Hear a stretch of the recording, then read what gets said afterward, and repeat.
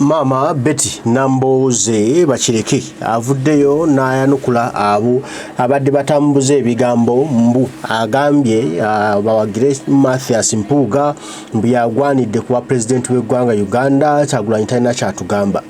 Bino bidda bitambula emisana ga leero olunaku luno ng'abantu ab'enjawulo bagasigasa amaloboozi ge ng'ayogera ku Mathias Mpuuga ne bajjamu ekigambo kimu nti tuwagire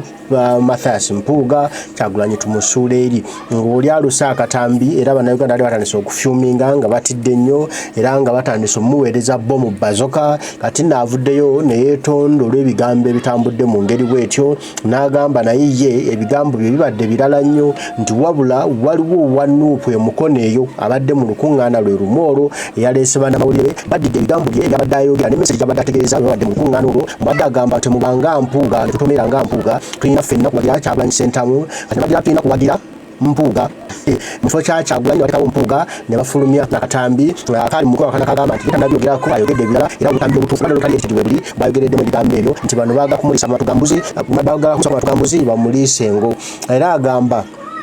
nti akoze bino wa NRM wanuupu naye yakyuka n'adda mu NRM nga bamumanya dda ne bamusaka kiso bamuleka bulesi ati ne Kyawanga kati agezaako kugenda aliko nga yoziza mu national platform naye alayidde n'akoma ne ku paasi n'agamba ekiba kibeewa kiri okwebuka tagenda kukkiriza kibiina kya national platform bakifaananye ng'ebibiina ebirala ebiza bibeerawo nti era agenda kulwana nkulanga mukono asigala ng'ali ku lugendo lwe lumu nga tatanze kudde no ng'abantu abo abeegwanyiza ebyabwe akafune Betty Namboze Bakireke ensonga zaazogere bulungi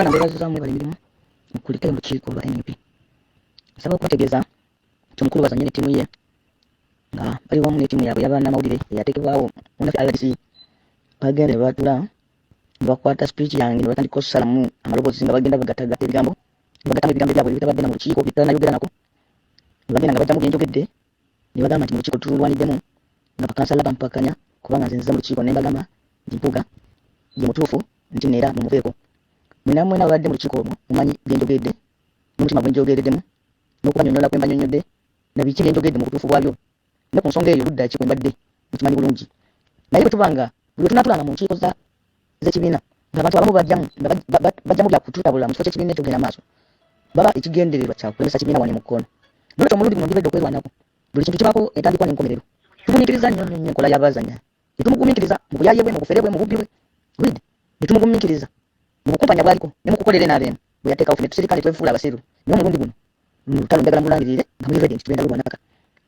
kubanga wabaawo entandikwa n'enkomerero ku buli kintu tubagumiikiriza tukoye bannaffe ekirungi leero kati kino kibadde mu lujjudde buli mwaki akirabye tewaliwo bwagenda kugamba nti banyumiza mwami bazanya ekirungi kino kibadde mu lujjudde tolina gwogenda kukirimba ne recordings weziri agamba maloboozi gammwe gemusaze nga mulina bafulanka ne mugerwa mujja mutyo mu lukiiko ne mukwata ebigambo by'omuntu ne mugenda nga mubisalamu kyasoseza ne mukisembeza ne mukisooka ne mugatirira muteeke tuli kukuwandiisa abantu tuli kukutwala kibiina maaso muzze mu lukiiko lw'ekibiina mujjemu endooliito mwefulanyo nti nno mulumirirwa naye ng'ekigendererwa kya mukutabangula olwaleero mu lutandika olutalo mu lutinkudde obaluganda mbebazizaamu bali mirimu okuteeyo olukiiko olwa NUP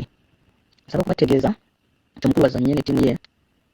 nga bali wamu ne ttiimu yaabwe y'abannamawulire eyateekebwawo munafe RDC bagenze ne batuula ne bakwata speech yange ne batandika osalamu amaloboozi nga bagenda bagattagatta ebigambo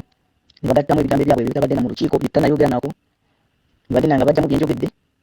ne bagamba nti mu lukiiko tululwaniddemu nga bakansala bampakanya kubanga nze nzize mu lukiiko ne mbagamba nti Mpuuga ye mutuufu nti neera mumuveeko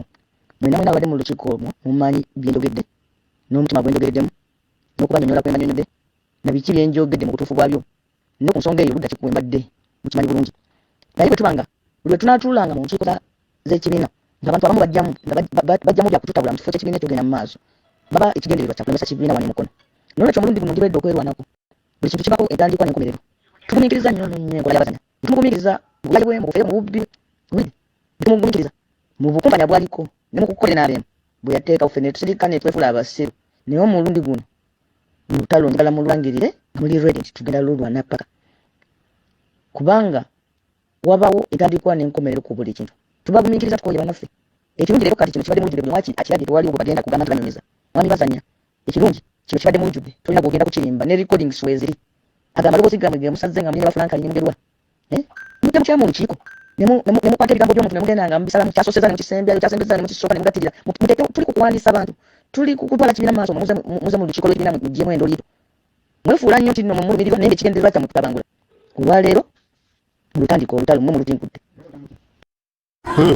Beti Namboze bakireke abantu bibigambo byayanukudde n'atangaziza atambi wedde akatambula akalaga nti awagira Mathias Mpuuga nsamba yanga agamba Mathias Mpuuga nsamba mutuufu nnyo n'olwekyo Kyagulanyi muveeko twagire Mathias Mpuuga yalumu empeke bwa president obwennugo bwegguna Kyagulanyi talina byatugamba ate omuliro gwali gutandise ku social media ng'onayogera kiriyo twamulabirawo twabagamba abeeramu suubi biki kati avuddeyo n'atangaza n'agamba nedda ye mulala mubalita mukyombo nti waliwo abo bali mu lukwemuka bali bali kuzanya okumuteeka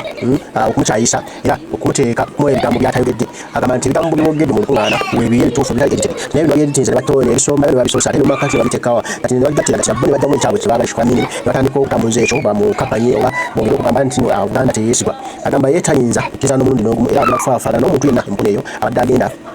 ng'asaasaanya owapangiridde obutambi buno obutalina mu mitwe n'amagulu okwongera okunona erinnya lya Betty Namboze bakireke era akakasa nti byonna abali mu lukuno NRM era bakoze ebitongero bingi mukonawo nibo abasirikire abasirikirizi n'abatwaye batubateeke natusirike ensi yerimanya ati nate Namboze Betty bakireke